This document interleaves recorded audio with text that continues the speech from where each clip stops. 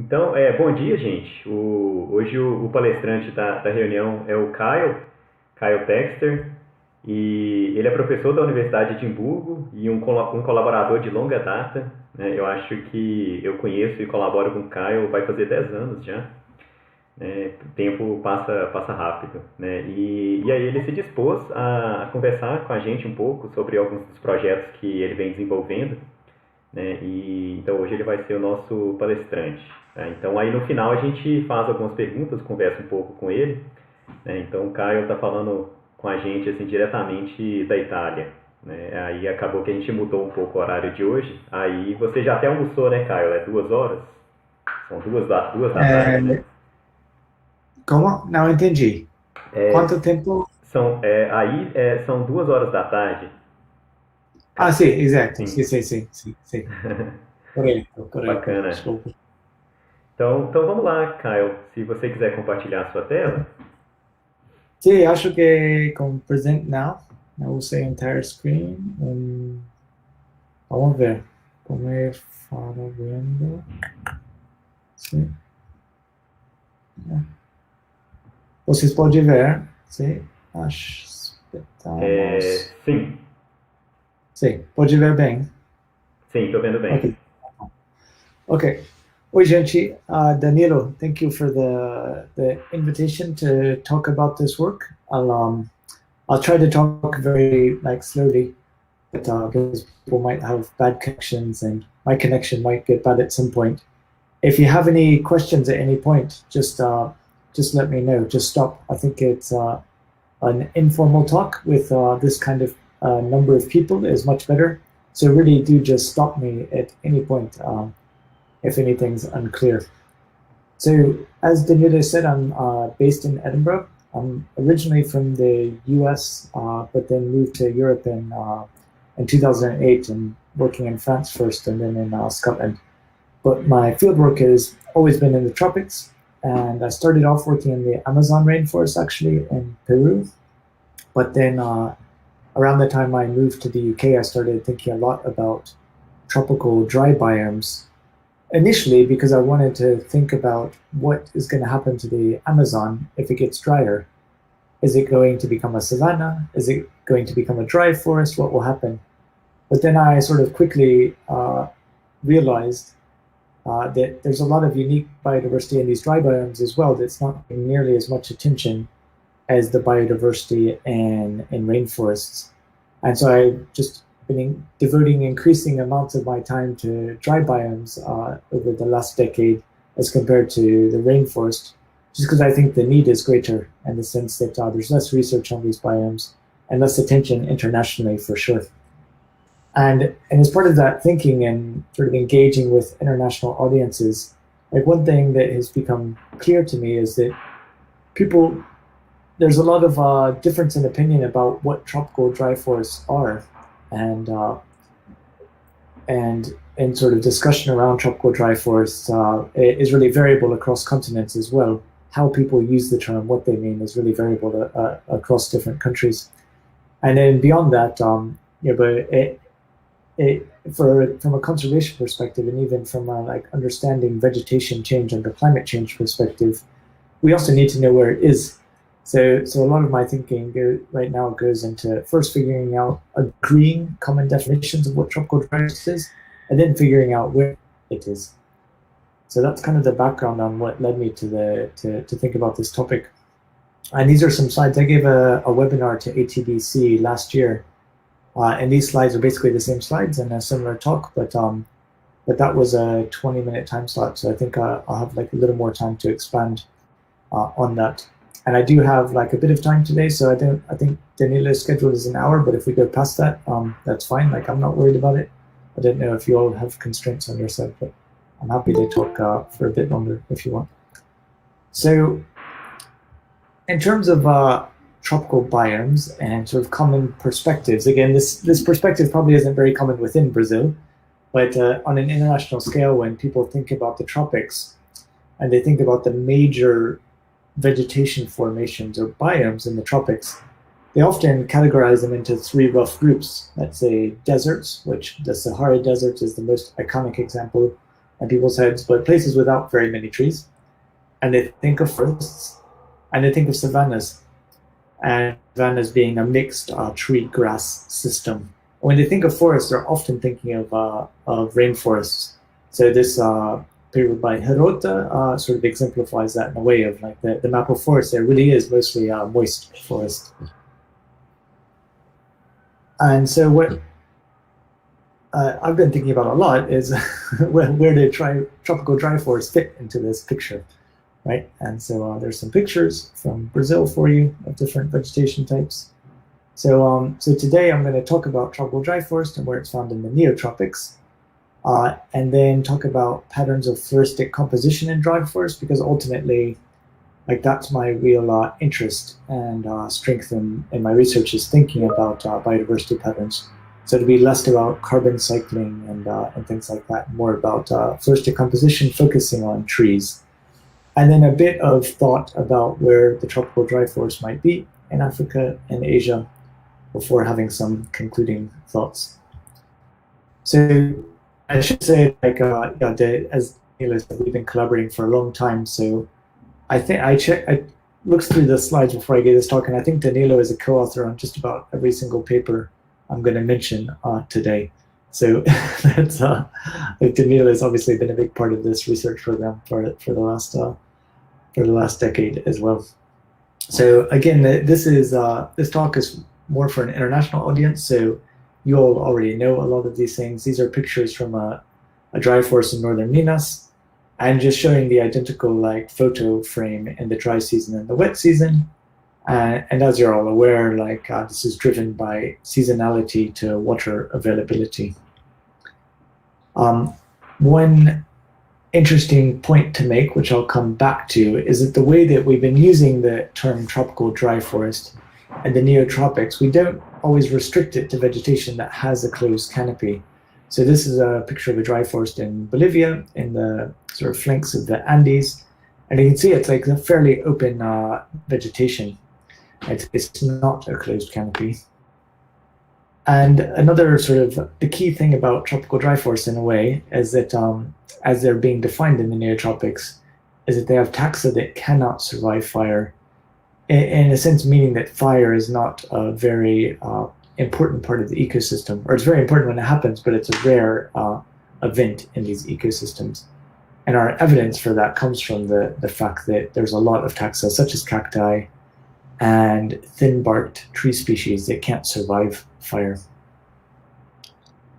So in contrast, the other sort of main biome in seasonally dry areas in the tropics that at least has some trees is savanna. And the real big difference there is that savanna has an understory full of flammable grasses, and also usually doesn't have a closed canopy, and people apply different thresholds. So that's kind of a broad definition of dry forest versus savanna versus rainforest or moist forest with which you all are probably familiar. In terms of thinking about where tropical dry forests are found, I'll first cover environmental space before geographic space. And a classic idea in people's heads that's, sorry, lost a plug there, that's somewhat intuitive at least, is that dry forests should be found somewhere between savanna and rainforest along gradients of water availability. So you should have these transitions. So this is annual precipitation on this axis, and this is climatological water deficit. These are obviously correlated, but there are places that have low water deficit for a given rainfall, just meaning there's not much seasonality to that rainfall. And there's places that can have high water deficit, even though the rainfall is pretty high. And that's where there's a really, most of the rain just falls in one season. So the idea is you move along this gradient of general water availability, as that rainforest would be here, savanna is here, and seasonal forest somewhere in between. Again, this is intuitive, and that's what most people think. But when we started doing some studies trying to figure out where vegetation that people consider to be dry forest is found in the neotropics versus moist forests or savannas, we found something quite, I guess to me was quite surprising, that the dry forests actually are usually found in drier places than savannas, And moist forests are obviously found in wetter places, but there's a real big difference here that dry forests are not intermediate between savannas and moist forests, as most people have in their intuitive understanding. And then semi-deciduous forests, which we've been a bit agnostic about how to classify. Sometimes it gets classified as dry forest, sometimes as moist forest, sometimes as its own thing. Interestingly, seems to have an identical precipitation niche to savanna, and in some ways suggesting that the alternative state to savanna in this climatic space is semi-deciduous forest, rather than, say, moist forests or dry forests. So that's where dry forests are in climatic space, and some research we've done to contribute to that. And then in edaphic space, or thinking in that condition, there's a paper that was led by Marcelo Bueno that Danilo obviously is known for a long time, and you all are probably familiar with. He's now a staff member at Universidade Estadual de Mato Grosso do Sul, and did his PhD with Danilo. And this is a study where, again, Danilo was also a co-author on this, where we looked at the distribution of different vegetation formations within the Cerrado domain along environmental gradients. And so the main vegetation types here are evergreen and semi-deciduous forests, Cerrado sensu stricto and dystrophic cerradão, which are very similar in composition. So this is an ordination based on tree species composition. So the Cerrado sensu stricto and dystrophic cerradão overlapping a lot in composition. Then the mesotrophic cerradão, which I guess I don't need to tell you all what cerradão is, like big cerrado. So it's kind of a grown-up, if you exclude disturbance from a patch of typical cerrado and prevent fire from happening, it will grow up into this almost closed canopy formation, or closed canopy formation. And then tropical dry forests, as we conceive them here. And what really sets them apart from the other vegetation types in the Cerrado domain is the soil fertility issue. So the evergreen and semi-deciduous forests in the Cerrado domain, I should say, so within the Cerrado domain. So these are all found together in the same sort of broad climatic envelope, but then edaphically, the moist forests are being found in gallery forests and Mata ciliae, and the dry forests are found on more fertile soils, again sharing a similar climate as the savannas. So basically in this part of South America, at least, in the really arid, drier areas, you get dry forests, like up in the Caatinga. And then in places where savanna and dry forests could coexist climatically, the dry forests are distinguished as being found on more fertile soils. And that's some work we've done to show that. So in terms of where these dry forests are found in geographic space, again, there's a lot of review for you all, so I'll push to this part more quickly.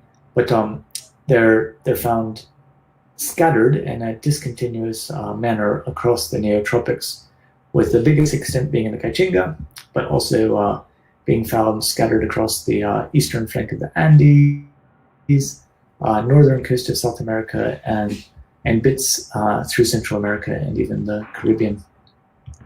So that's just like a bit of overview of dry forest, and again, probably review for most of you all. And then the next bit might be a bit of review as well, but I just want to highlight some important aspects of tropical dry forests in the neotropics. One of those we published in 2016. This was led by a PhD student supervised by Toby Pennington and I. And she just took a database of tree species composition at different sites across the neotropics. So about 800 plus sites where we had some good idea of the tree species that were present. And just did unsupervised classification of those sites, basically meaning that doing clustering analyses that were only informed by tree species composition and nothing else. And what that showed is there was a lot of geography to the groups. So these results were kind of foreshadowed in a paper that Danilo led the year before in 2015 in Journal Biogeography. And this paper kind of expanded that across the rest of the neotropics. And basically that there's really high spatial turnover in tree species composition. There's only a handful of species that occur across more than a few of these floristic clusters. There's not a single species that occurs in all of them. Handful of species that can occur in more than 3 or 4. Like handful, I mean like less than 10. And then the overwhelming majority of species are restricted to a single cluster. So again, this has a lot of implications for conservation, which I guess is why it made its way eventually into science. If you want to protect the tree species diversity of dry forests, you need to have protected areas in each of these clusters, basically. But then so that's looking within tropical dry forests. When we compare tropical dry forests to other biomes, there's a sort of a different level pattern that emerges. This is work, again, that Danilo was deeply involved in. It was led by a Ph.D. student at Edinburgh, who was a master's student with Danilo's supervisor, etc. But what Pedro did was take the Neotrop tree database that Ariel Filho of UFMG developed over decades, and did the same kind of analyses that Karina did, these unsupervised classification analyses, so just clustering sites based on tree species composition. And what he saw, or what we saw, was that there was a clear floristic group associated with what we call tropical dry forests. So there was two moist forest groups, actually, so that at the species level at least, there's quite some differentiation between the Amazon and the Mata Atlantica here. Chaco appears to be distinct, and then savannas are clearly distinct from dry forests. And when you look at that on a map, go to the map, we match the distribution we kind of expect. The bulk of the sites in lowland tropical South America are in the Caatinga, and then scattered sites across the Cerrado domain, and then with another sort of stronghold of dry forest in Chiquitania, and extending into Mato Grosso do Sul and through the Pantanal. So that implies even though there's high turnover in species within tropical dry forests, they are floristically coherent compared to other vegetation types. So this floristic identity for tropical dry forests. And in a paper that came out just last year that was led by a postdoc in Edinburgh with me, Ricardo Segovia, we explored that at a larger spatial scale, so going right across the Americas and using evolutionary approaches. So once you really start expanding the spatial and environmental scale broadly, it's difficult to do taxonomy-based analyses sometimes, especially at the species level, because you encounter what's called this dissimilarity saturation issue, that most pairs of sites share no species at all. And so if you look at like a giant dissimilarity matrix, let's say, it's full of zeros. So if dissimilarity is one maximal dissimilarity and zero is similar, vice versa. If it's a similarity matrix, it'd be a bunch of zeros, or dissimilarity matrix, it would be a bunch of ones. So there's not much variation in those data to cluster. So we used phylogenetic approaches where we just asked basically for any pair of communities, so each point here is some community, how much evolutionary heritage do they share, which can be easily quantified by like shared branch length in our phylogeny. And so we used that metric of compositional similarity for all these sites. And the sort of key division in the data set was actually between freezing and non-freezing areas.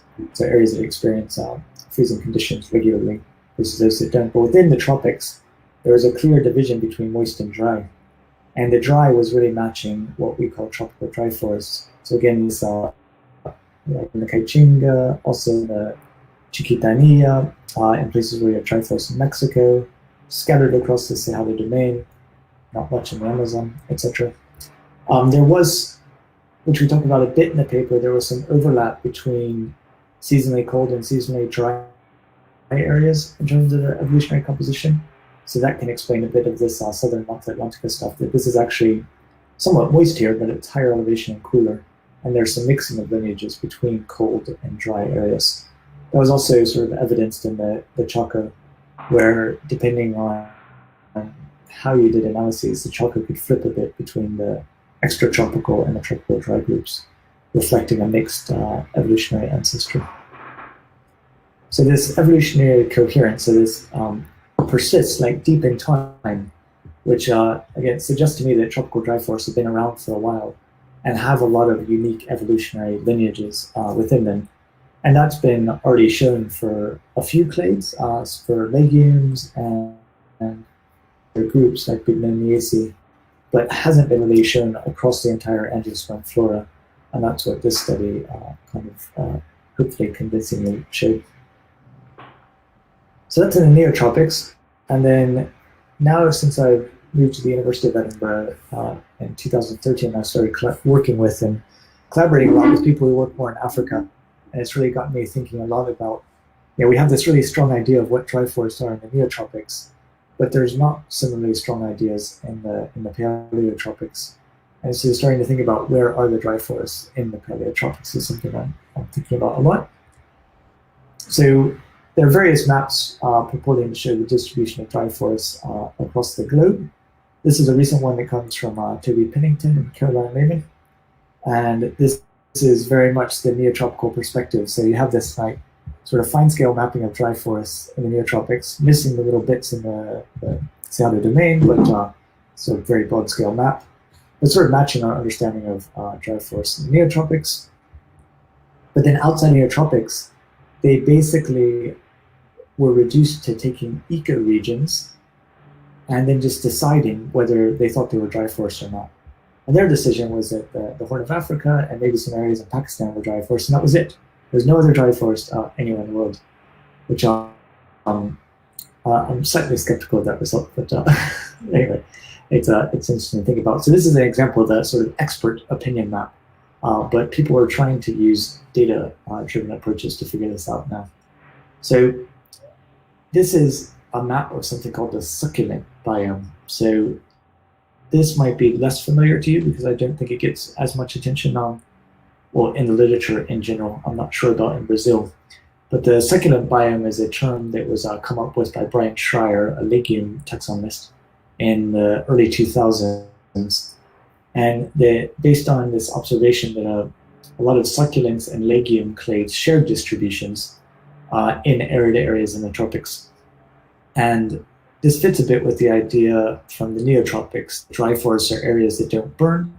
They have taxa, such as cacti, that can't survive fire, because succulents in general don't tolerate fire. So it's the idea of this tropical dry biome that doesn't experience fire. And so what Jens Ringelberg did, who was a PhD student of Colin Hughes in Switzerland, is he took distribution data, so herbarium record data for stem succulents.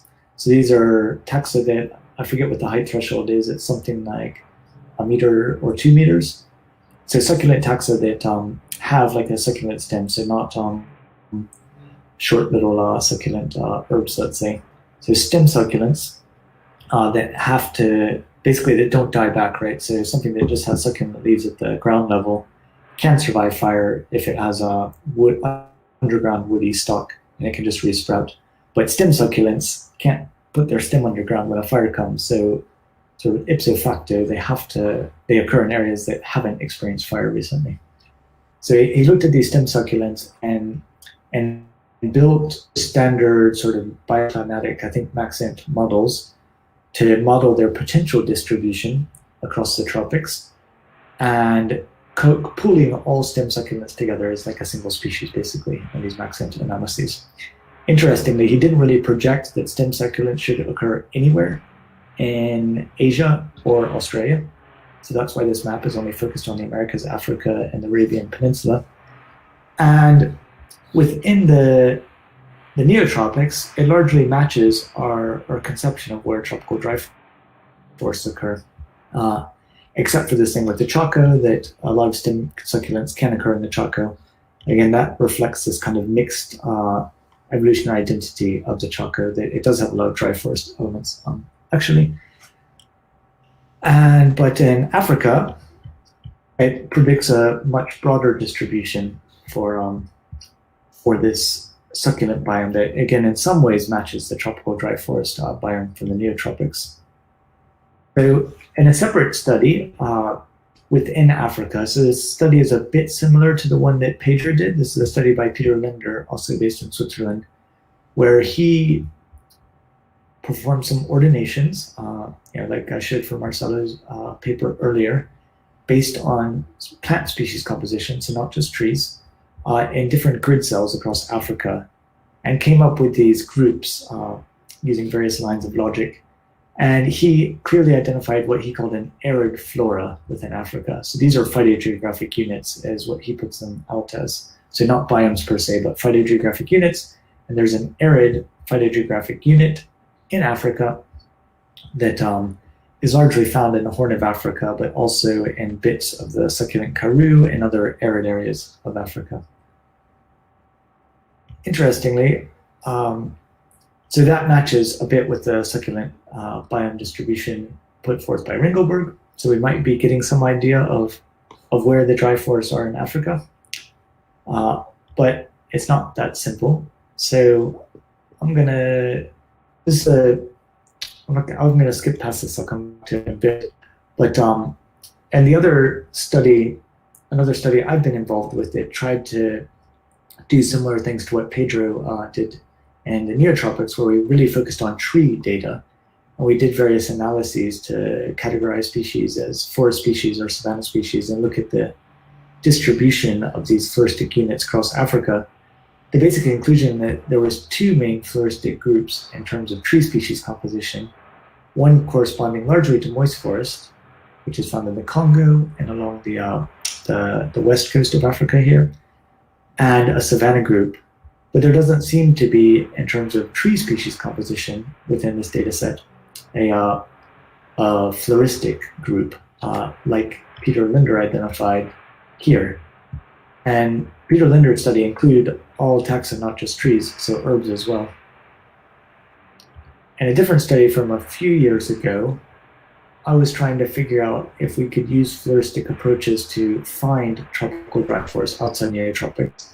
So we got data for tree species composition for sites that are considered savanna, moist forest, and tropical dry forest in the neotropics and checked their floristic similarity to sites outside of the neotropics to see if there was some kind of floristic group in Africa or Asia that was similar to the tropical dry forest floristic group. And the basic answer of those results, the data weren't great, and we're working on improving that, was that there didn't seem to be, that each continent had its own tree flora, basically, that then segregated into savanna, dry forest, and moist forest. And so we couldn't use these floristic approaches, at least with trees, to try to identify tropical dry forests outside the neotropics, which this paper agrees with a bit. So coming back to the succulent biome idea, so these are pictures of the succulent biome that are in Ringelberg's paper. And this is where I think I started to think that like maybe we've been creating some problems in the neotropics and over forest. So these in his paper, he has pictures from Africa. So this succulent biome also has pictures from South America. And no ecologist would call most of these pictures forest. That one might be forest. That looks like a Cavanalacea. I think that might be from Brazil. Some of these might be forest-like, but most of them are not very foresty at all, actually. And I go back to like these areas that we're calling tropical dry forest in the neotropics, and I think about this open canopy issue, and that actually an African ecologist wouldn't call this a forest, or an Asian ecologist wouldn't call this a forest. And getting into going back to Brazil and getting into parts of the Caatinga, like some of the Caatinga Arenicola. This is a place I was with Danilo in the Duna São Francisco. Like, is this really a forest? And again, I don't think most ecologists would call this a forest. They call it scrub vegetation or something like that. And then to flip it around a bit, thinking about what is a tropical dry forest to an ecologist. And to an ecologist, a tropical dry forest is a forest that has seasonal water stress. So by that definition, maybe even Cerrado should be called a tropical dry forest. And I think in some ways that it's this floristic integrity of the tropical dry forest biome, as we're calling it in the neotropics, there's been a bit of a problem in a way. So it leads us to call things in the Caatinga or elsewhere tropical dry forest because it shares species with a lot of dry forest formations in the neotropics. But then some of those formations maybe aren't actually foresty. And then because we're taking this floristic perspective, perhaps we're excluding things from the tropical dry forest definition that, yeah, they're compositionally different. No one's going to say that Cerrado has any compositional similarity to dry forests, especially dystrophic Cerrado, but it is a seasonally dry forest. So maybe we shouldn't be using these floristic definitions, or they've caused some confusion. So those are a lot of the things that I'm sort of thinking about at the moment, and leave plenty of time for discussion to talk through it. And there are some other slides if we want, but I guess the main points for me are that transitions from savanna to forest are distinct from moist forest and dry forest. So this idea, a lot of people are concentrating on trying to understand forest savanna transitions, but not realizing that depending on the type of forest, the transition might function very differently. So you'll make different predictions for the future of dry forests and moist forests based on how precipitation changes or based on nitrogen deposition patterns.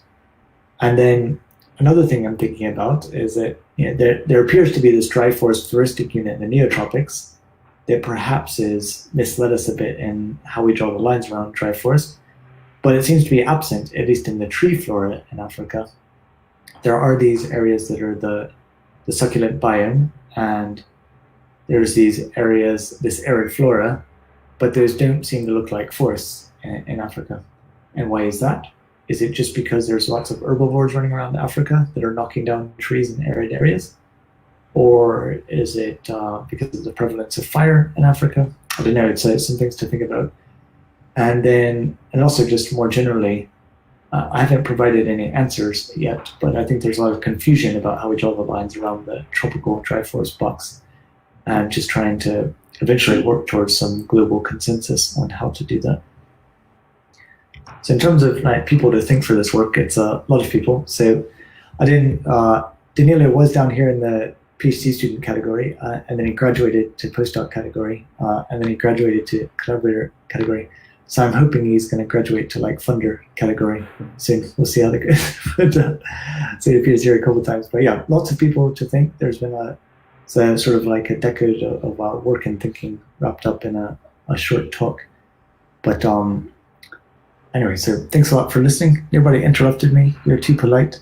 But then that leaves plenty of time for questions and criticisms, hopefully. Maybe not everyone agrees with my view that maybe we've messed things up in the neotropics a bit. So in the show, there. Yeah, great.